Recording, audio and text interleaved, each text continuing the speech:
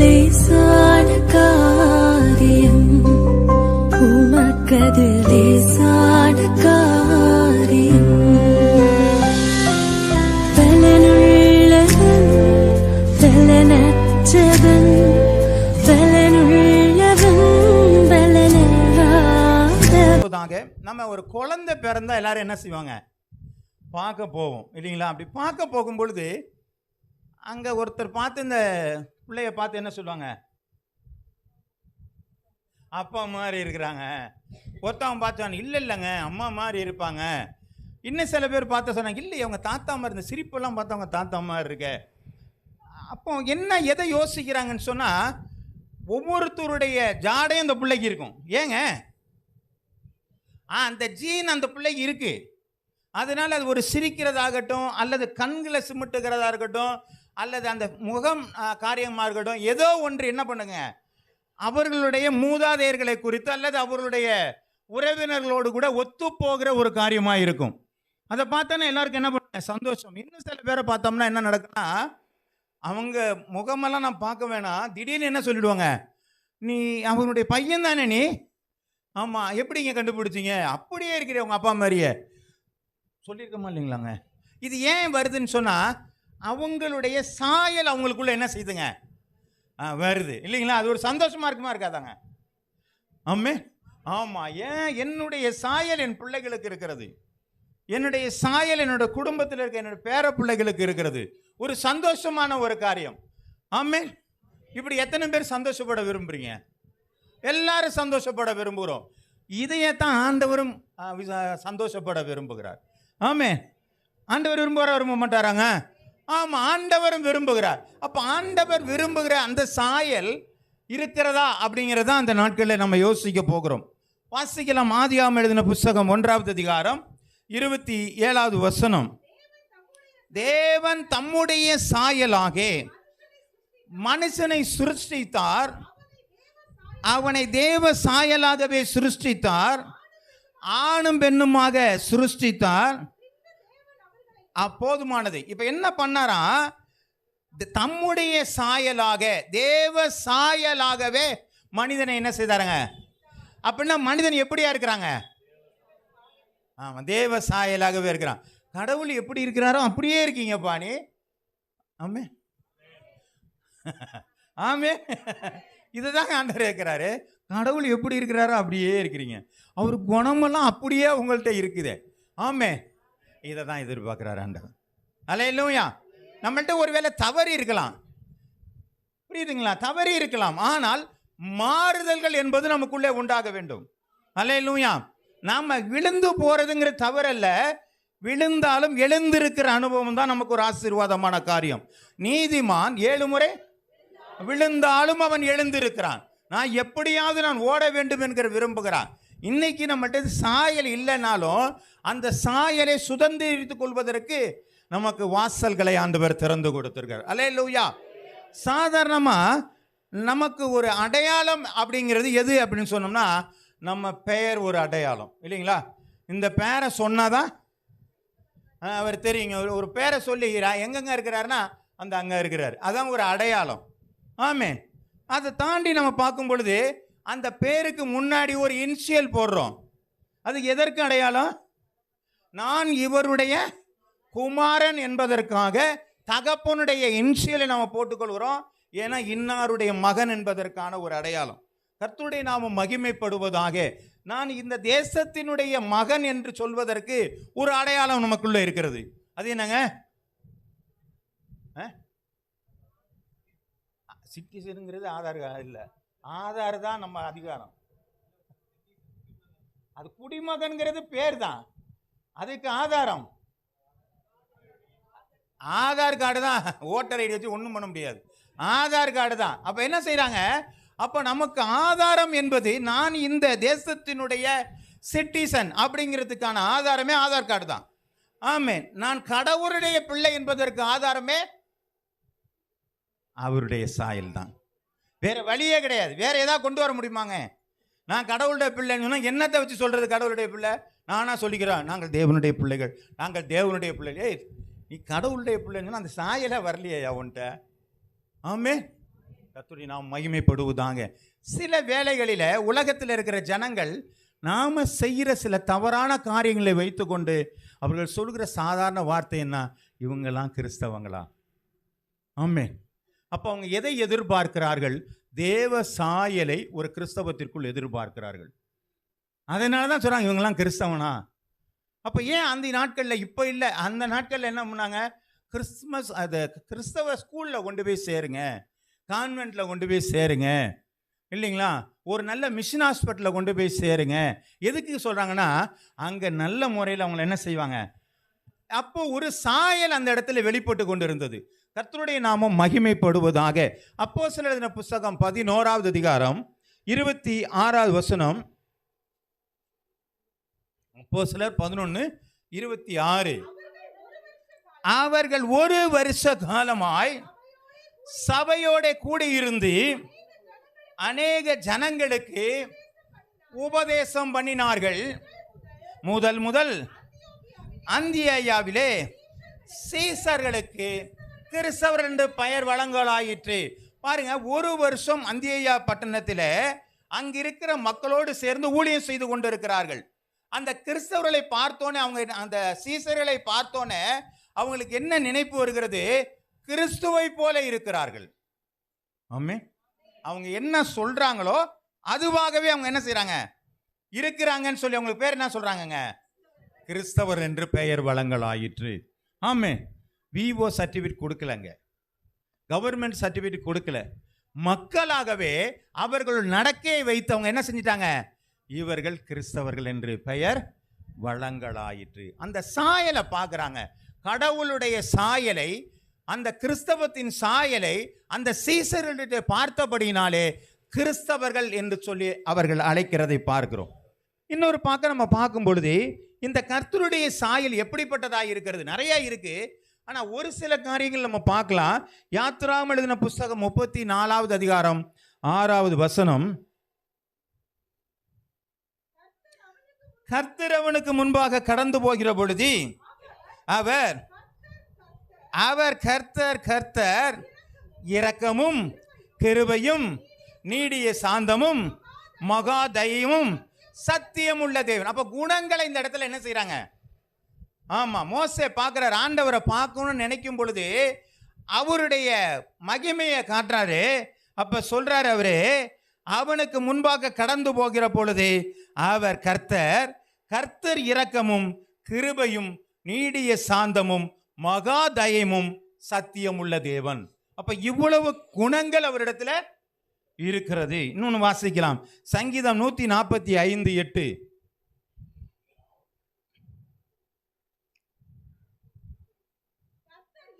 கர்த்தர் இரக்கமும் மன உருக்கமும் நீடிய சாந்தமும் மிகுந்த கிருபையும் உள்ளவர். பார்த்தா இதெல்லாம் சொல்லப்பட்டிருக்கிறது. இதை மட்டும்தான் இருக்குதானா? இதை தாண்டி நிறைய இருக்குது. ஆமே. இவர் யோவான் சொல்றது போல ஆண்டவர் செய்த நன்மையெல்லாம் எழுதி பார்த்தா என்ன பண்ணாதுங்க? எழுதுனா உலகம் கொள்ளாது, அவ்வளோ இருக்குது. அவருடைய கேரக்டர்லாம் நிறைய படிக்க முடியாது. ஆனால் ஒரு சில கேரக்டரை வச்சு நாம என்ன பண்ணலாம்? புரிந்து கொள்ளலாம், அல்லது அதன்படி வாழறதுக்கு நம்ம பிரயாசப்படலாம். ஆனால் இந்த சாயலை கெடுக்கும்படியாக பிசாசானவன் நம்மளை என்ன செஞ்சிட்டாங்க? வஞ்சிக்கிறதை பார்க்கிறோம். இப்படி வஞ்சித்தது நிமித்தமாக அங்க ஒரு குழப்பம் உண்டாகிறது. வாசிக்கலாம், ஆதியாகமம் எழுதின புஸ்தகம் 4வது அதிகாரம் 5வது வசனம்.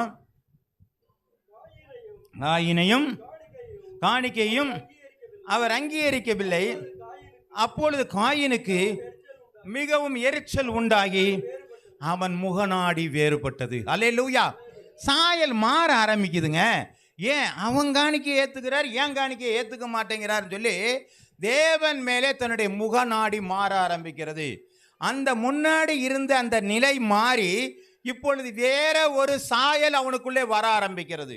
ஏன் இது வருதுன்னா, ஆதாமிடத்திலிருந்து வந்ததான அந்த பாவம் அவனுக்குள்ளாக என்ன செய்துங்க? கிரியைகளை நடப்பிக்க ஆரம்பிக்கிறது. ஆமென். கொலை செய்ய ஆரம்பித்தான், முகநாடி மாறுபட ஆரம்பித்தது. நமக்குள்ளே பாவம் வரும் பொழுது நம்முடைய ஆண்டவருடைய சாயல் நம்மை விட்டு விலக ஆரம்பிக்கிறது. அல்லேலூயா. மாறுதலான காரியங்கள், எதிர்மறையான காரியங்கள் நமக்குள்ளே உண்டாக ஆரம்பிக்கிறது. இதுதான் நம்மளை என்ன பண்ணணும், மாற்றுவதற்காக விரும்பணும். அல்லேலூயா. இப்ப பார்க்கலாம், ஒரு சில காரியங்களை நம்ம இடத்துல இல்லைன்னா மாற்றிக்க விரும்புகிறது நல்லது. பார்க்குற ஆண்டவர் மனதுருக்கம் உள்ள ஒரு தேவன் அப்படின்னு சொல்லியிருக்கு. ஏசாயா 54:10 எடுத்து வாசிக்கலாம். மலைகள் விலகினாலும் பர்வதங்கள் நிலை பெயர்ந்தாலும் என் கிருபை உன்னை விட்டு விலகாமலும் என் சமாதானத்தின் உடன்படிக்கை நிலை பெயராமலும் இருக்கும் என்று உன்மேல் மனதுருகிற கர்த்தர் சொல்லுகிறார். அப்ப கர்த்தருடைய சுபாவம், அவருடைய சாயல் என்ன என்று சொன்னால் மனதுருக்கம். ஒருத்தன் அடிபட்டு கிடந்துட்டான் அப்படின்னு சொன்னா ஜென்ஸ் எல்லாம் என்ன பண்ணிடுவாங்கங்க, வேணுண்டா இவனுக்குன்னு போயிடுவாங்க. ஆனா பெண்கள் பார்த்துட்டு என்ன பண்ணுவாங்கங்க, என்ன பண்ணுவாங்க, தண்ணி என்னமா தண்ணி கொடுப்பாங்கிறது ஒரு பக்கம் இருக்கட்டும், அடிபட்டு கிடந்த நம்ம என்ன பண்ணுவோம், பார்த்துட்டா கொஞ்சம் பரிதாபப்படுவாங்க. ஏங்க, அது அவங்களுக்கு உள்ள சுபாவம். ஏன்னா ஒரு பிள்ளையை பெற்றெடுக்கிற சுபாவம் அவங்கள்ட்ட இருக்கிறதுனால அந்த கரிசனை வருகிறது. ஆனால் ஆண்களுக்கு என்ன இல்லைங்க, இந்த பயலுக்கு வேணும், அப்படிதான் வேகமாக போனால் மாட்டிக்கிட்டாங்க, அவங்க அதை பற்றிலாம் பிரச்சனை இல்லை. ஆனால் பரிதாபத்தை, இதுதான் மனதுருக்கம். அல்லேலூயா. அப்போ என்கிட்ட மனதுருக்கம் இருக்கும்னு நினச்சிட வேண்டாம். இது மனதுருக்கத்தை, இதை மட்டுமே நான் சொல்லலை. வாசிக்கலாம். லூக்கா எழுதின புஸ்தகம் 10வது அதிகாரம் 36, 37 எடுத்து வாசிங்க. லூக்கா 10, 36, 37. கல்லர் கையில் அகப்பட்டவனுக்கு இந்த 3 பேரில் எவன் பெறனாயிருந்தான் உனக்கு எப்படி தோன்றுகிறது என்றார். அதற்கு அவன், அவனுக்கு இரக்கம் செய்தவனே என்றான். அப்பொழுது இயேசு அவனை நோக்கி, நீயும் அந்தபடியே போய் செய் என்று சொன்னார். இதுதான் மனதுருக்கம். 3 பேர் போயிட்டு இருக்கிறாங்க. முதல்ல ஆசாரியன் போகிறான், அடுத்து லேவியன் போகிறான். அப்போ முதல்ல போற ஆசாரியனுக்கு என்ன காரணம்னு சொன்னா, ஆண்டவரை தொழுது கொள்ள வேண்டும், அதற்கு ஆராதனை செய்ய வேண்டும்ங்கிற பணி அவனுக்கு கொடுக்கப்பட்டிருக்கிறது. அவன் செத்த ஒரு காரியத்தை தொடக்கூடாது. சொல்றது புரியுதுங்களா? இது சட்டம். ஆகவே அவன் தொடலை. லேவிக்கும் அதே சட்டம் தான். அவனு என்ன செய்யலைங்க, தொடாம போயிட்டான். ஆனா இப்ப சமாரியாவுக்கு என்ன இல்லைங்க, ஒரு பிரச்சனை இல்லை. அவன் மாட்டுக்கு போய் என்ன பண்ணாங்க, அவனுக்கு ஃபர்ஸ்ட் எய்ட் பண்ணி அவனை கொண்டு போய் என்ன பண்ணாங்க, சத்திரத்தில் தங்க வச்சு அவனுக்கு வேண்டிய காரியங்களை போஷித்து சென்றான். இப்போ என்னன்னு கேட்டா, யார் பிறன் அப்படின்னு சொல்லும் பொழுது சமாரியன் பிறனா இருந்தான். பிறனா இருந்தான் நேசித்தவன் யார் அப்படிங்கிற ஒரு காரியம்தான். இப்போ இந்த மனது உருக்கம் யாருக்கு வந்தது என்று சொன்னால் சமாரியனுக்கு இருந்தது. அப்ப ஆசாரியனுக்கு மனது உருக்கம் இல்லையா, லேவியனுக்கு மனதுருக்கம் இல்லையா? அவர்கள் சட்டப்படியாக அவர் போனா கூட அந்த மனதுருக்கம் அவர்களுடைய என்ன செய்யலங்க, செயல்படுத்த முடியவில்லை. அல்லேலூயா. ஆண்டவருக்கு உண்மைதான், நீ செத்தத்தை தொடக்கூடாதுங்கிறது உண்மைதான். ஆனா ஒருத்தன் அடிபட்டு கிடக்கும் பொழுது அவனை காணாது போகிறது ஆண்டவருடைய சுபாவம் அல்ல. ஆமென். நான் சொல்றது புரியுதுங்களா? ஆண்டவருடைய சுபாவமே மனதுருக்கமான ஒரு காரியம். இந்த மனது உருக்கம் அவனிடத்திலே இல்லை. கர்த்தருடைய நாமம் மகிமைப்படுவதாக. ஒரு முறை நானும் ஒரு சிஎஸ்ஐ ரெவரண்ட், இன்னும் 2 பேர், 3 பேரும் ஒரு வீட்டினுடைய நிச்சயதார்த்தத்துக்காக நாங்கள் தான் நடத்தி வைக்க போகிறோம். அப்போ 3 பேர் நாங்கள் போயிட்டு இருக்கும் பொழுது ஒரு பாலத்துக்கிட்ட வந்துக்கிட்டு இருக்கிறோம். 2 பேர் ஆக்சிடென்ட் ஆகி கிடக்குறாங்க. அந்த இடத்துல யாருமே இல்லை. நாங்கள் போயிருக்கலாம், தாண்டி போயிருக்கலாம், என்னத்தை பார்க்கறதுன்னு தெரியாமல் போயிருக்கலாம். ஆனால் நிச்சயதார்த்தம் நடக்கிறதுக்கு டைம் ஆகி போச்சு. நாங்களே அரிபரியாக போயிட்டு இருக்கிறோம். அப்போது அந்த ரெவரண்ட்டில் ஒருத்தர் சொல்கிறாரு, அந்த மனுஷன் இறந்துட்டாரு, இதை தாண்டி நம்ம போனால் நம்ம உண்மையான ஊழியக்காரன் அல்ல அப்படின்ட்டார். சொல்றது புரியுதுங்களா? நின்றுட்டார், அங்கேயே நின்றுட்டார், போக வேண்டாம். நிச்சயதார்த்தம் லேட்டாக கூட நடத்தினா கூட ஒன்றும் பிரச்சனை இல்லை. ஆனால் இவனுங்களை இப்படியோ விட்டுட்டு போகிறது நமக்கு நல்லது இல்லைன்னு. அப்புறம் நான் போய் ஊருக்குள்ளெல்லாம் பார்த்தா அந்த அடித்த டிரைவரை எனக்கு ரொம்ப ஃப்ரெண்டு. அப்புறம் அவனுக்கு ஃபோன் அடித்து ஒன்றும் இல்லடான்னு வாடான்னு சொல்லி அப்புறம் அழைச்சிட்டு போனோம். பாருங்க, அந்த ஊழியக்காரன் சொன்ன கருத்து எனக்கு இன்னும் நெஞ்சில் அப்படியே இருக்கு. யாரும் இந்த இடத்த விட்டு அடுத்த அடி வைக்காதீங்கன்ட்டாரு. அப்படியே நிற்கிறாங்க, அந்த இடத்த தாண்டவே இல்லை. அப்போ அவனுக்கு வேண்டிய காரியங்களை செய்யாமல் அந்த இடத்த விட்டு நம்ம நகரலை. அப்போ நம்முடைய காரியங்கள்னா, ஒரு மனிதன் தவறி போய் இருந்தானே ஆனால், அல்லது ஒரு மனிதனுடைய கஷ்டத்தின் நிலையில் நிற்கும் பொழுது நாம் அதை தாண்டி போவோமானால் நம்ம இடத்துல அந்த மனதுருக்கம் இல்லை. அல்லேலூயா. அது அடிச்சாதான் பார்த்துட்டு போகணும் இல்லை, எந்த ஒரு வகையிலும் நமக்குள்ள என்ன இருக்குங்க, ஏதோ ஒரு வகையில் ஒருத்தன் பாதிக்கப்பட்டு இருப்பான். அதை பாதிக்கப்பட்டு கண்டும் காணாமல் நம்ம போனோம்னா நம்மள்கிட்ட மனதுருக்கம் இல்லை. ஆமே.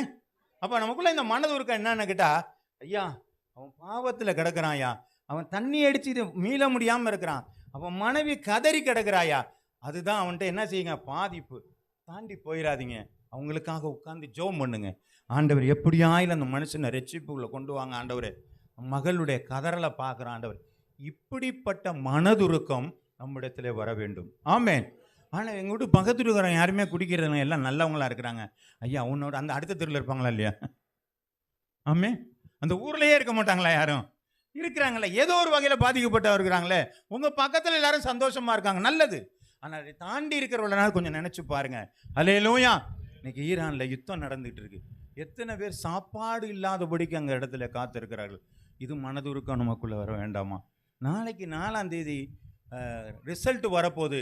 இன்னைக்கு நிறையா பேர் சொல்லிட்டு இருக்கிறாங்க, ஐயா உங்கள் பிள்ளைங்களை பார்த்துக்குங்க, பாதுகாப்பாக வச்சுக்கோங்க, யாராவது சூசைட் அட்டன் பண்ணிட்டு போகிறாங்க, பாதுகாப்பாக பாருங்கள். இதெல்லாம் மனதுருக்கணும்.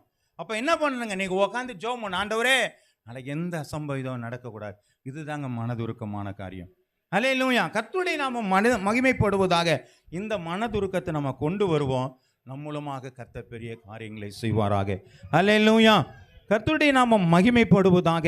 பிடித்த ஒரு காரியம், ஆண்டவர் அன்பாகவே இருக்கிறார். வாசிக்கலாம் 1 யோவான் 4வது அதிகாரம் 8வது வசனம்.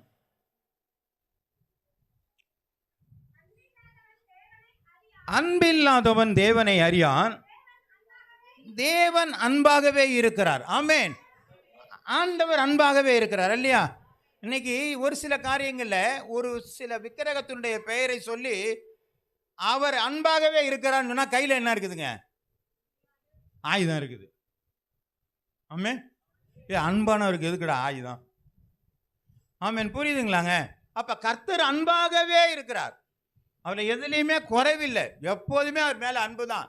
யாரை பார்த்தாலும் அன்பா. ஆமா, யாரை பார்த்தாலும் அன்பு தான். ஆமேன். கர்த்தருடைய நாமம் மகிமைப்படுவதாக. இந்த சின்ன பிள்ளைங்க ஒருத்தவங்க போய் தூக்கும் பொழுது அந்த பிள்ளைக்கு கருப்பா சிவப்பான்னு கூட, ஆமாம், அதுக்கு தெரியாது. அவன் கண்ணு வீங்கி இருக்கான்னு தெரியாது, அவன் எப்படிப்பட்ட உருவ அமைப்பு இருக்குன்னு தெரியாது. ஆனால் எல்லாத்தையும் பார்த்து என்ன செய்யுங்க, ஆமாம், என்ன பண்ணுங்க. அதனால தான் ஆண்டவர் சொல்றாரு, நீங்கள் மனம் திரும்பி பிள்ளைகள் போல் ஆகாவிட்டால் பரலோக ராஜ்யத்தில் பிரவேசிக்க முடியாது. ஆனால் நம்ம என்ன பண்ணுவாங்க, ஒருத்தன் கொஞ்சம் வந்தால் நம்ம முகம் நாடி மாறிடும். இவன் வந்துட்டானா கொஞ்சம் முகம் திரும்ப ஆரம்பிச்சுட்டு பாருங்க. அது அன்பில்லாத காரியங்கள். அன்பு நமக்குள்ளே தேவையா இருக்கிறது. வாசிக்கலாம் 1 கொரிந்தியர் யோவான் 15:9 எடுத்து வாசிங்க. யோவான் 15:9.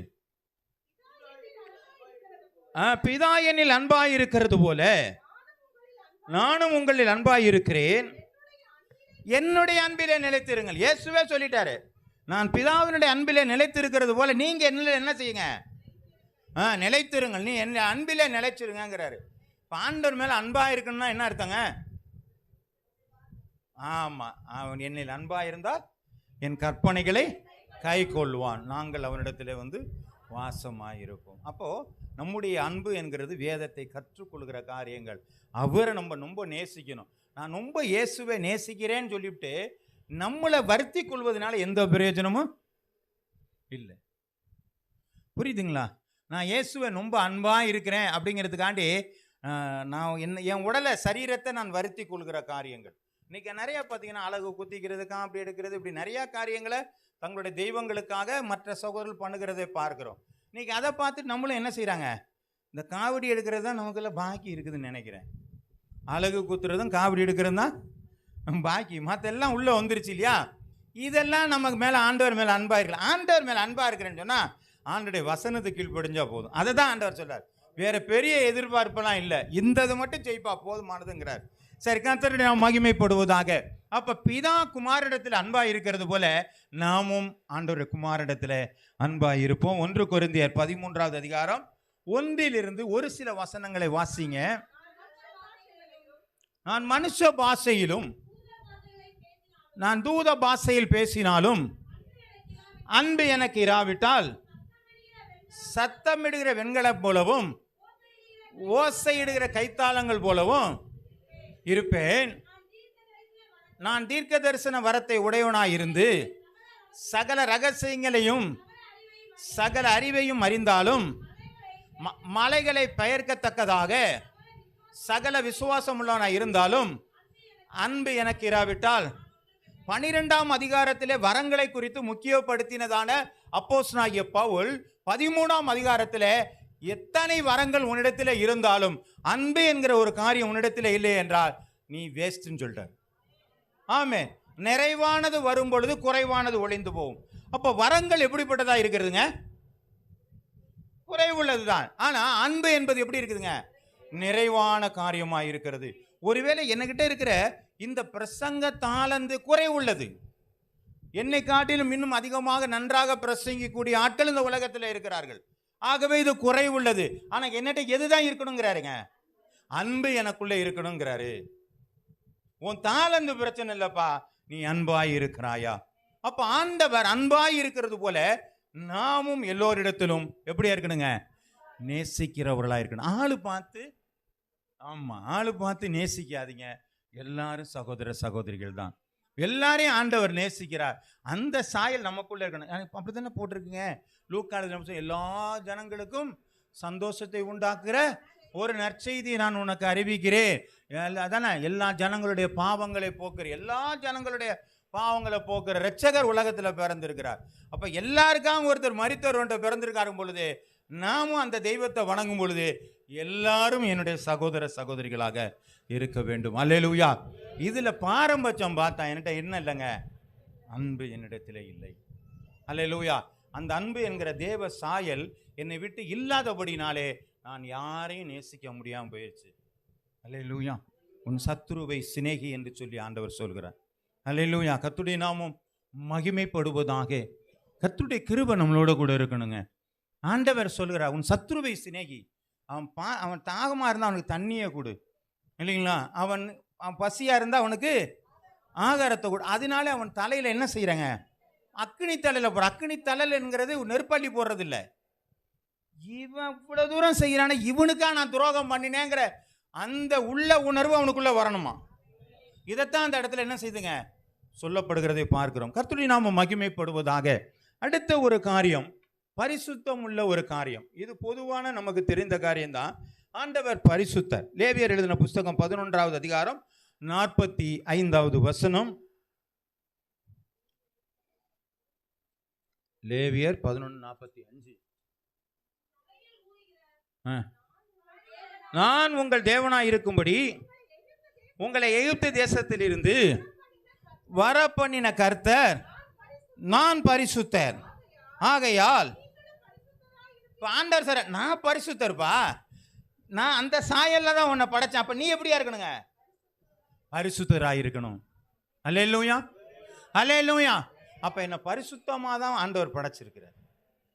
ஆமென். அப்ப பரிசுத்த குறைவு என்னிடத்தில் என்ன செய்யக்கூடாதுங்க?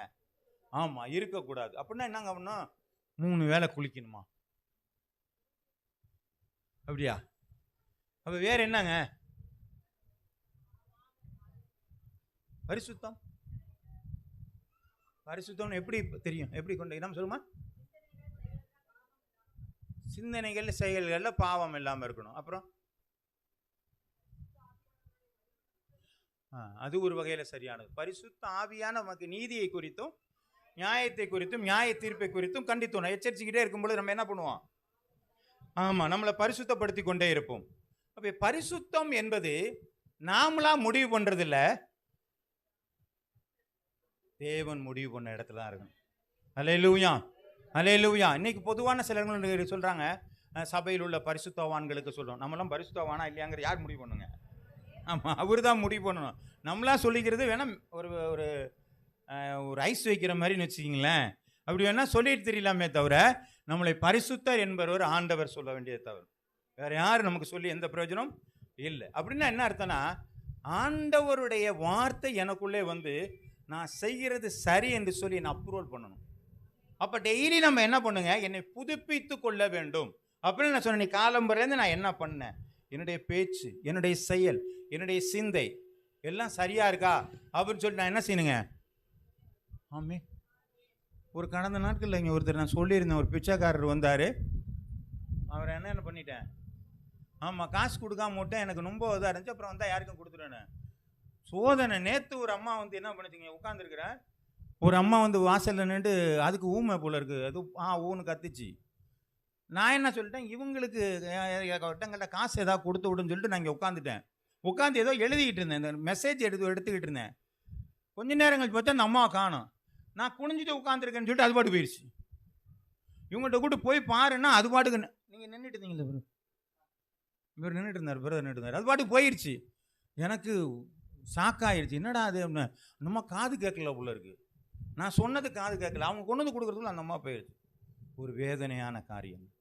அப்போ நம்ம சிந்தனை நம்ம என்ன பண்ணியிருக்கணும், கொஞ்சம் இருன்னா ஒரு ஜாடை காட்டினா செஞ்சுருக்கணும். இல்லை நான் குனிஞ்சிட்டு கொஞ்சம் இருமானாது கையை காட்டினா, ஒன்றும் சொல்லாமல் நான் உட்கார்ந்தது என்னை குற்றவாளி ஆக்கினது. ஆமீன் சொல்லுங்க. சின்ன காரியம் தாங்க, ஆனால் தேவனுடைய பார்வையில் சரியாக இருக்குன்னு நினைக்கிறீங்க. அப்போ நான் குற்றவாளியாக நான் இருக்கிறேன். அப்போ என்ன பண்ணணும், அதுக்காக அப்படியே எடுத்து வச்சுருக்கிறேன், என்ன பண்ணுறதுன்னு தெரியாமே வச்சுருக்கிறேன். அப்போது நம்ம ஆண்டவர்கிட்ட அனுதினமும் என்னை புதுப்பித்து கொண்டே இருக்க வேண்டும். இதுதான் பரிசுத்தம். நான் என் பேச்சில் எப்படி இருக்கேன், நான் சிந்தையில் எப்படி இருக்கேன், என்னுடைய நடத்தையில் எப்படி இருக்கிறேன். ஆண்டவரை நான் இவ்வளோ பேர்கிட்ட பேசியிருக்கிறேன், ஆண்டவரை நான் எப்படியாக இருக்க வேண்டும் என்று சொல்லி தேவன் நமக்கு விளங்க பண்ணுகிறவராக இருக்கிறார். அன்னிதினமும் ஆண்டவர் பேசுவாரா பேச மாட்டாரா? பேசுவார். கர்த்தருடைய நாமம் மகிமைப்படுவதாக. அப்போ பாருங்க, இன்னொரு வசனத்தை கூட நம்ம வாசிக்கலாம். 2 கொரிந்தியர் 5வது அதிகாரம் 17வது வசனம். எப்படி இருக்க, ஒருவன் கிறிஸ்துவுக்குள் இருந்தால் புது சிருஷ்டியாய் இருக்கிறான், பழையவைகள் ஒளிந்து போயின, எல்லாம் புதிதாயின. இது அடிக்கடி வாசிக்கிற பகுதி தான். நான் ஆண்டவருக்குள்ள வந்துட்டேங்க அப்படின்னு சொன்னா என்ன பண்ணிருக்கணும், நம்ம அந்த சாயல் எனக்குள்ள வந்திருக்கணும். இன்னும் பழைய சாயல் நிறைய பேர்ட்ட என்ன செய்யுதுங்க, ஆமே இருக்கதான் செய்யுது. ஆமேன். ஆமா இருக்கும். அப்பப்போ வந்து என்ன பண்ணுங்க, ஆமா எட்டி எட்டி பார்த்துக்கிட்டு தான் இருக்கும். ஆனாலும் அதை தாண்டி தான் நம்ம என்ன செய்யணுங்க, வர முயற்சி செய்ய வேண்டும். ஏனென்று சொன்னால் இது நம்மளோடு கூடவே இருக்கிற காரியம். திடீர்னு நம்ம கோவப்பட்டுருவோம், திடீர்னு சில காரியங்கள் பண்ணுவோம். அது நமக்குள்ளே இருக்கிற அந்த பரிசுத்த குறைவான காரியங்கள். நம்ம எல்லாம் மாறிட்டோம்னு நினச்சிக்கிட்டு நான் அதெல்லாம் ரொம்ப பர்ஃபெக்டாக இருக்கிறேன், நான் ஆண்டவர்களை வந்துட்டேன் மாறிட்டேன்லாம் அப்படியெல்லாம் என்ன செய்ய முடியாது யாருமே. என்னங்க சொல்ல முடியுங்களா? சொல்ல முடியாது. எங்கேயோ ஒரு இடத்துல கோட்டை விட்டுருவோம். ஆனால் அந்த கோட்டை விடுற இடத்துல ஆண்டவர்கிட்ட என்ன சொல்லுங்க, அதனால் ஆண்டவர் சொல்ற உன்னுடைய பலவீனத்தில் ஆமேன் பாவம் பெருகிற இடத்துல கிருபையும் பெருகி கொண்டு இருக்கிறது. நம்ம எந்த இடத்துல தவறி போகிறோமோ கிருபையாய் ஆண்டவர் நம்மளை நடத்துகிறவராக இருக்கிறார். அல்லேலூயா, அல்லேலூயா. இந்த பாவங்களிலிருந்து ஆண்டவர் நம்மளை விடுதலை கொடுக்கிறார். கர்த்தருடைய நாம மகிமைப்படுவதாக. அடுத்து ஒரு காரியம் பார்க்குறேங்க, அவர் மாறாதவராகவே இருக்கிறார். அல்லேலூயா, அல்லேலூயா. எபிரேயர் 13வது அதிகாரம் 8வது வசனம். நேற்றும் இன்றும் என்றும் ஆமாம் மாறாதவராக இருக்கிறார். தலை நரைக்க மாட்டேங்குது. நேற்று இருந்தவர் மாதிரியே இருக்கிறார், இன்னைக்கும் அப்படியே தான் இருக்கிறார், நாளைக்கும் அப்படியே தான் இருக்கிறார். எவர் கிரீன் மாதிரி அவர் ஒன்றும் மாறவே மாட்டேங்கிறாரு. முன்னாடி இருந்த இயேசு எப்படி இருக்கார் பார்த்தீங்களா? தலைமுறையாக நமக்கு ஒரு படம் வச்சுருந்தாங்கன்னா எப்படி இருக்குங்க, அன்னைக்கு பார்த்த இயேசு தான் இன்றைக்கி இருக்கிறார், நாளைக்கு பார்த்தாலும் அதே இயேசு தான் இருக்கிறார் இல்லையா? அது மாதிரி அவர் மாறாதவராகவே இருக்கிறார். ஆனால் நாம் என்ன பண்ணுறாங்க, மாறிடுறோம் இல்லையா? வீட்டில் ஒரு முகம், ஆமாம் வெளியில் ஒரு முகம், பழகிற இடத்துல ஒரு முகம் இல்லைங்களா? என்னங்க நீங்கள் என்னகிட்ட பேசுகிற ஒரு மாதிரி இருக்கிறீங்க, பக்கத்தில் இருக்கிறவங்கள பேசுகிறவங்களாம் நல்லா அழகாக பேசுகிறீங்களே. ஆமே, அப்போ முகம் மாறுதா இல்லையாங்க? ஆதியாம் புஸ்தகம் 31:2 வாசிங்க.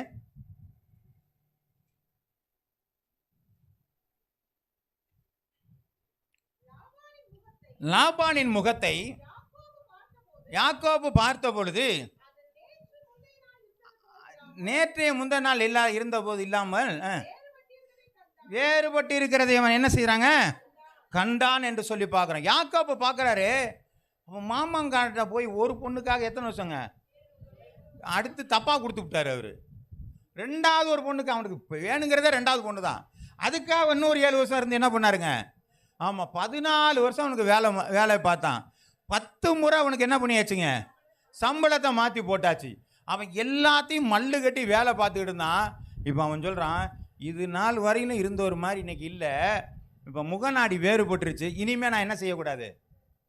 இப்போ பாருங்க, ஒரு மனிதனுடைய முகம் நாடி மாறுபடும் பொழுது மற்றவர்கள் அதை புரிந்து கொள்கிறார்கள். Amen. Face is the index of mind. நம்முடைய முகம் அதுதான் அகத்தின் அழகு. ஆமாம், கோபம் எப்படி இருக்குன்னா மூஞ்சி மாறி போயிடும். சந்தோஷமாக இருந்தால் மூஞ்சி ஒரு மாதிரி மாறி போயிடும். சோகமாக இருந்தால்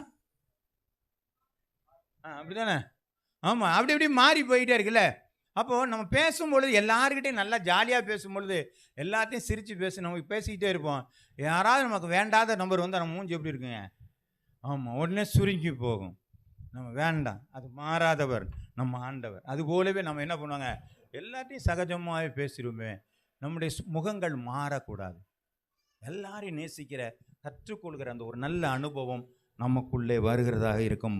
வாசிப்பேன். அப்போஸ்தலர் எழுதின புஸ்தகம் 5வது அதிகாரம் 2வது வசனம்.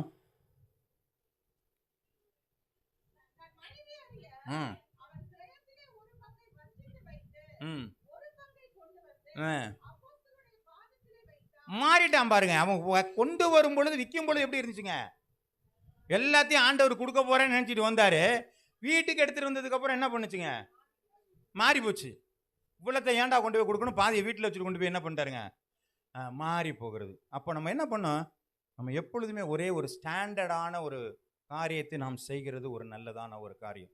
கர்த்தருடைய நாமம் மகிமைப்படுவதாக. அது நமக்கு ஒரு ஆசீர்வாதமான ஒரு காரியமாக இருக்கும். எனக்கு தெரிஞ்ச அருமையான ஒரு ஐயா, பட்டுக்கோட்டையில் ஒரு மிஷினரி, அவரை பற்றி ஒரு ஒரு டிவியில் கூட அந்த புஸ்தகத்தை பற்றி ரிவ்யூ எடுத்தேன். சரி, அவருடைய என்ன பார்த்தீங்கன்னா half trouser, khaki half trouser தான் போட்டிருப்பாரு, வெள்ளை சட்டை தான் போட்டிருப்பாரு, ஹவாய் செப்பல் ஸ்லிப்பர் தான் போட்டிருப்பாரு. அவர் எங்கே போனாலும் நடந்து தாங்க போவார்.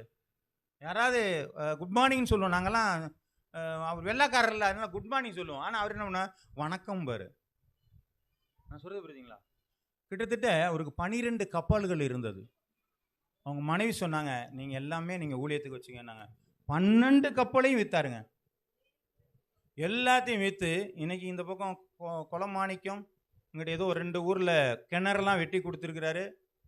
அவர் யாருன்னே யாருக்குமே தெரியாமல் போயிடுச்சு. நான் தான் சொன்னேன், மறைக்கப்பட்ட மிஷினரின்னு சொல்லி அந்த அவரை பற்றின ஒரு டிவியில் நான் ஒரு பேட்டி ஒன்று கொடுத்துருந்தேன். காரணம் என்னன்னு கேட்டால், அவர் டிஎல்சியில் இருந்தாருன்னா நிறையா சர்ச்சு இடம் இருக்கா, சர்ச்சு கட்டி கொடுக்குறேன்னு கட்டி கொடுத்துருவார். அவருடைய சரித்திர புஸ்தகம் என்கிட்ட இருக்கிறது. அப்போ பார்த்தீங்கன்னா அவர் அவ்வளோ தூரம் ஒரு காரியங்கள் செய்தார். கடைசியாக செய்யும்போது 10 ரூபாயோ 5 ரூபாயோ ஏதோ கையில் தான் இருந்துட்டு அவர் கடிதம் எழுதுறாரு, இருதயமே கொஞ்சம் பொறு, ஒரே ஒரு வேலை பாக்கி இருக்கிறதுன்னு சொல்லிட்டு ஒரு லெட்டர் எழுதி வச்சு செத்து போயிட்டாரு. அவர் மாறாதவராக இருந்தார். எப்படி இந்த இடத்துல வந்தாரோ அப்படியே இந்த இடத்துல எல்லாத்தையும் செய்து முடித்து கடந்து போனார். கர்த்தருடைய நாமம் மகிமை போடுவார். எழுதியிருக்கிறாங்க, அப்படியே எழுதுறாருங்க. இருதயமே கொஞ்சம் பொறு, ஹார்ட் அட்டாக்லாம் செத்தாரு. இருதயமே கொஞ்சம் பொறு, நான் உன்னை எழுதி விட்டு வருகிறேன்னு சொல்லி எழுதிட்டு வச்சுட்டு செத்துவிட்டேன். ஒரு திருடன் வந்து திருட வர்றான். அவனை கூப்பிட்டு என்ன சொல்ற, என்னப்பா வந்து நான் திருட வந்திருக்கேன்னாரு. என்கிட்ட ஒன்றும் இல்லைன்னு சொல்லி டைப்பு மிஷின் எடுத்து கையில் கொடுத்துட்டாரு. இதை எடுத்துகிட்டு போய் விற்றுக்கோ அப்படின்ட்டாரு. ஆமே அல்லேலூயா. நான் எப்படியா ஞாபகப்படுத்தி ஒரு பேரை சொல்லிடுறேன். கர்த்தருடைய நாமம் மகிமை. அதான் மாறாத ஒரு நிலை நம்முடைய வாழ்க்கையில். நான் இறக்கமுள்ள வந்தால் இறக்கமுள்ளவராகவே இருந்துருங்க, பிரச்சனை இல்லை. நீங்கள் மாறி மாறி இருந்தால் அடுத்தவனுக்கு குழப்பம் வந்துடும். இவன் நல்லவரா கெட்டவரா, இவன் கோபமாக இருப்பாரா சந்தோஷமாக இருப்பாரா, இவன் நல்லா பேசுவானா நல்லா பேச மாட்டானா, எல்லாருக்கும் டவுட் வந்துடக்கூடாது. எப்போதுமே நல்ல மனுஷன் தாங்கங்கிற ஒரு சுபாவம் என்ன செஞ்சுருக்கேன் வர ஆரம்பிக்க வேண்டும். அடுத்த ஒரு காரியம், அவர் நீதியுள்ளவராகவே இருக்கிறார். சங்கீதம் 11:7.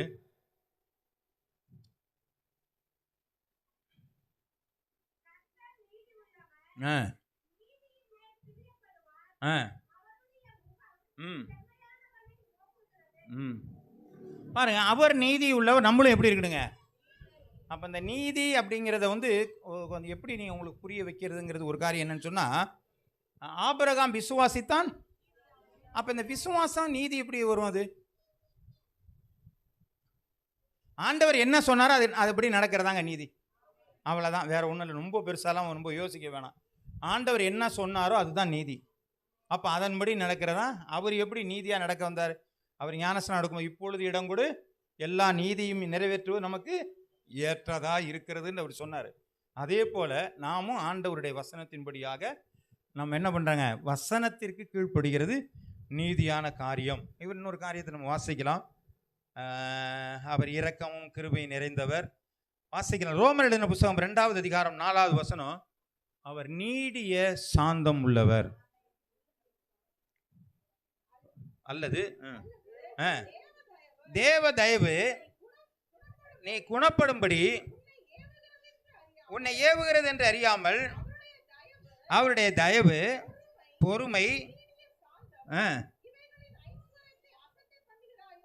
அசட்டை பண்ணுகிறாயோ. அப்போ என்ன இருக்குன்னா என்ன இருக்குங்க அவர்கிட்ட? நீடிய சாந்தம். நீடிய சாந்தம் அவர்கிட்ட இருக்குது அப்படிங்கிற ஒரு காரியம் பார்க்குறோம். கலாத்தியர் 5:22-23 பாருங்க. அந்த நீடிய சாந்தம் அல்லது சாந்தம் அப்படிங்கிறது என்ன சொல்லுது? ஆவியின் கனியோ அன்பு, சந்தோஷம், சமாதானம், நீடிய பொறுமை, தயவு, நற்குணம், விசுவாசம். அப்ப சாந்தம் எதுல வருதுங்க? ஆவியினுடைய கனியில வருது. அப்ப நான் யாரா இருக்கணும்? அவர் நீடிய சாந்தம் உள்ள இருந்தா நானும் சாந்தமா இருந்தா எதுல வருதுங்க? நான் கனி கொடுக்கிற அனுபவம் இருக்கு. அதனால தான் ஆண்டவர் சொல்றாரு, நீங்க அதிக கனிகளை கொடுப்பதினால் என்னுடைய சீசர் என்று எண்ணப்படுவீர்கள். அப்ப சாந்தம் என்கிற ஒரு காரியத்தை நான் கொடுப்பதுனாலே ஆண்டவர் எனக்குள்ள என்ன செய்வாருங்க? சந்தோஷப்படுகிறவராய் இருக்கிறார். அந்த மரம் அதனுடைய கனிகளினாலே அறியப்படுவீர்கள். அப்படின்னா என்ன அர்த்தம்? என்கிட்ட சாந்தம் இருந்துச்சுன்னு சொன்னா இவங்க கடவுளுடைய பிள்ளைகள் அப்படின்னு சொல்லி அர்த்தமாகிறது. சாந்தம் சாந்தம் புரியுதா? அது என்னங்கிறது சாந்தம்ங்கிறது நம்ம பாருங்க, அதில் தான் இருக்குது. மத்தேயு 12:33 தான் போடுங்க. மரம் நல்லது என்றால் அதன் கனியும் நல்லது என்று சொல்லுங்கள், மரம் கெட்டதென்றால் அதன் கனியும் கெட்டது என்று சொல்லுங்கள், மரமானது அதன் கனியினாலே அறியப்படும். அப்போ இந்த மரம் ஒரு கனியினாலே அறியப்படும்னா இது என்ன மரம் அப்படின்னு சொன்னா இது கர்த்தருடைய நாட்டப்பட்ட மரம். இது என்ன, இதுகிட்ட கனி என்ன இருக்கு? சாந்தம் இருக்குது. அப்போ இதெல்லாம் என்னங்க அப்படின்னு சொன்னா இதை காட்டிலும் நிறையா இருக்குது. நீங்கள் உட்காந்து பைபிளை திறந்து பார்த்து ஆண்டவருடைய சுபாவங்களை எடுத்தால் நிறையா என்ன செய்யலாங்க நம்ம பார்க்கலாம். ஒவ்வொரு இடத்துல நிறையா இருக்குது. நான் உன் உள்ளங்கையிலே வரைந்து வைத்திருக்கிறேன். எவ்வளோ நேசமாக அவர் பறையிறாரு. தாய் தன் பாலகனை மறந்தாலும் ஆமாம் நான் உன்னை மறப்ப தாய் போல இருக்கிறவர். இப்படி நிறையா எடுத்துக்கிட்டே போயிட்டே இருக்கலாம். ஏனென்று சொன்னால் ஆண்டவருடைய சுபாவங்கள் ஏராளமாக பைபிளில் இருக்குதுங்க. நம்ம ஒன்று ஒன்றா நம்ம தேடி தேடி தேடி தேடி வாசி ஆண்டவருடைய சுபாவத்தை மாற்றும் என்று சொல்லி அந்த தேவ சாயலை நாம் அடைய வேண்டும். வாசிக்கலாம். வெளிப்படுத்தின விசேஷம் 22வது அதிகாரம் 11-12 வசனங்கள் வரை. அநியாயம் செய்கிறவன் இன்னும் அநியாயம் செய்யட்டும், அசுத்தமாய் இருக்கிறவன் இன்னும் அசுத்தமாய் இருக்கட்டும், நீதியுள்ளவன் இன்னும் நீதி செய்யட்டும்.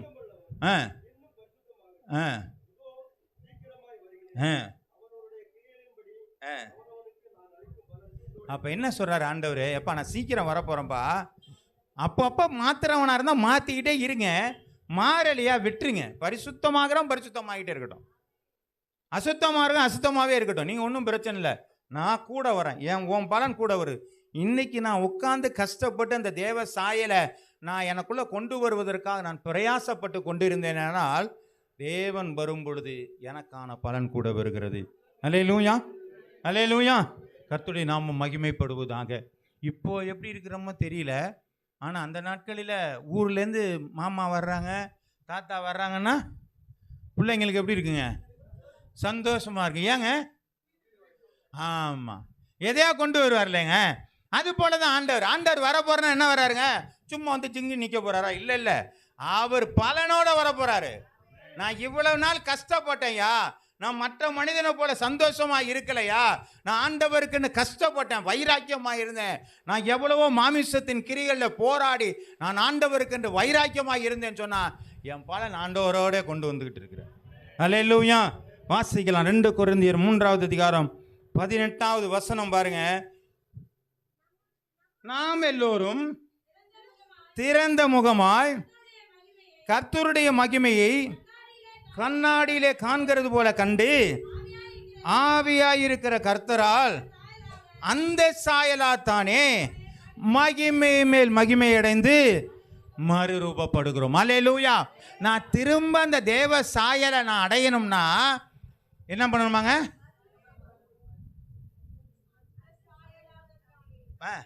மகிமையின் மேல் மகிமை அடையணும். அப்படின்னா என்னங்க அர்த்தம்? இன்னும் கொஞ்சம் ஐயோ நீ கொஞ்சம் பொறுமை கொஞ்சம் குறைஞ்சி போச்சு, நாளை கொஞ்சம் பொறுமையை சேர்த்துக்குவோம். ஆமென். ஆண்டவரே உமக்கு புரியுதுங்களாங்க? இன்னைக்கு மனதுருக்கம் கொஞ்சம் குறைஞ்சி போச்சு, நாளை கொஞ்சம் மனதுருக்கத்தை சேர்த்துக்குவோமே. புரியுதுங்களா? இந்த மகிமையின் மேல் மகிமை. புரியுதுங்களா? ஆமாம், நம்மளை யாரையும் ரொம்ப பரிசுத்தவான்னு ஆண்டவர் நினைக்கவே இல்லை. எல்லாரும் விழுந்து போனவங்க தெரியும். அதனால தான் அவர் நம் பரிசுத்தமாக இருக்கும்போது நம்மளை வந்து தேடலை, பாவியாக இருக்கும்போது தான் தேடினார். ஏன்? பாவி தான் ஏன் நமக்கு தேவை. வியாதியசன் தான் வைத்தியருக்கு தேவை, சுகமான ஆண்டவருக்கு தேவையே இல்லை. அப்போ நம்மளை பார்த்து ஆண்டவர் சொல்கிறாரு, அவன் எப்படியாவது வியாதியில் சுகமாகன்னு விரும்புகிறான், வா வா வா நான் கட்டுக்கட்டுறேன் வா. கர்த்தருடைய நாமம் மகிமைப்படுவதாக. நாம் கொஞ்சம் கொஞ்சமாக நாம் மகிமை மேல் மகிமை அடைவோமானால் நாம் ஆண்டவருடைய சாயலாய் மறுரூபமாவோம். கர்த்தருடைய நாமம் மகிமைப்படுவதாக. ஒரு நொடி பொழுதிலே ஆண்டவருடைய வருகையிலே நாம் எடுத்துக்கொள்ளப்படுவோம். அல்லேலூயா. ஏனென்று சொன்னால் தேவ சாயல் எனக்குள்ளே வந்து விட்டது, நான் தேவனோடு கூட இருக்கிறவன் நாம் அறிவேன். அல்லேலூயா. என்னைக்கு அவனுடைய சாயல் ஏதேன் தோட்டத்தில் இழந்தானோ அந்த ஏதேன் தோட்டத்திலிருந்து புறம்பே போலியாச்சு. என்னைக்கு நான் மறுமையின் மேல் மகிமை அடைந்து மறுரூபப்படுகிறனோ அது ஆண்டவராக இயேசு கிறிஸ்து என்னை மறுரூபப்படுத்தி எங்கே கொண்டு போறாருங்க? பரலோகத்திற்கு. ஆமென் ஆமென். பரலோகத்தான் கொண்டு போறார். அப்போ அவரோடு கூட இருக்க போகிறோம். கர்த்தருடைய நாமம் மகிமைப்படுவதாக. இப்போ நம்முடைய வாழ்க்கையில் என்ன செய்யறங்க? தேவ சாயலை நாம் அடைந்து கொள்ள நாம் வாஞ்சிக்கிறவர்களாக இருப்போம். கர்த்தருடைய நாமம் மகிமைப்படுவதாக. கர்த்தர் உங்களை ஆசீர்வதிப்பாராக. இந்த தேவ சாயலுக்காக அனுதினமும் நம்மளை புதுப்பித்து கொண்டே இருப்போம். கர்த்தர் நமக்கு உதவி செய்வாராக. ஆமென். நாம் எல்லாம் ஜெபிப்போம்.